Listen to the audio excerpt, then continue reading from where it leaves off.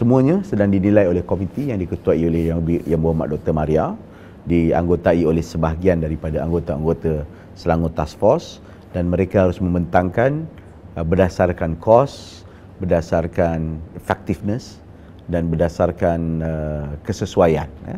Sebab kita lihat macam Pfizer sebagai contoh, kita kena ambil 2 dos. Johnson kita hanya perlu ambil 1 dos saja. So perkara-perkara ini sedang diperincikan, dan ini juga antara butir yang saya harus bincangkan dengan Yang Berhormat Menteri Kesihatan nanti, supaya dalam masa yang sama kita akan dapat kelulusan serta pelepasan ataupun kebenaran untuk penggunaan vaksin tersebut. Finally, vaksin itu harus mendapat kebenaran daripada pihak kementerian, dan vaksin itulah yang kita akan gunakan later ataupun sekarang. Kenapa kerajaan negeri nak beli?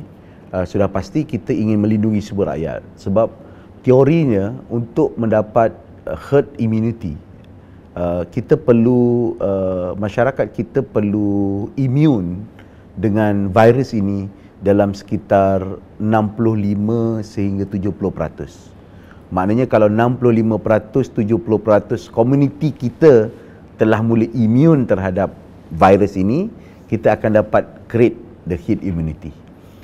Tapi kesannya apa?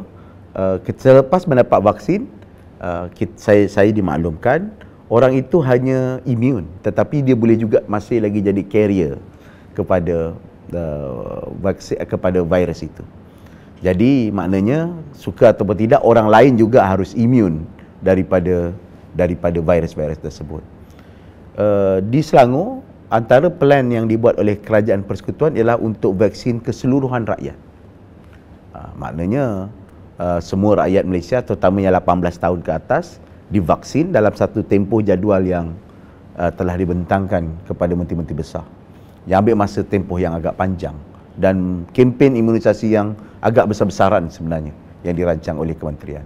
Tapi dalam masa yang sama, di negeri Selangor dan beberapa buah negeri yang lain, kita mempunyai kilang pengeluaran pembuatan yang mempunyai pekerja-pekerja asing. Sudah pasti mereka masih juga memerlukan vaksin kerana mereka tinggal bersama dengan komuniti.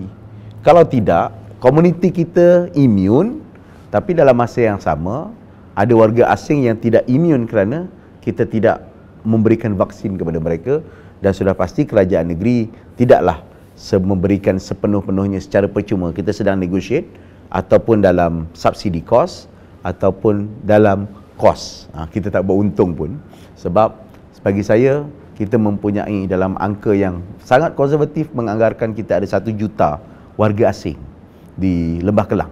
Mungkin angkanya lebih, ya. Mungkin angkanya lebih, itu sangat konservatif lah.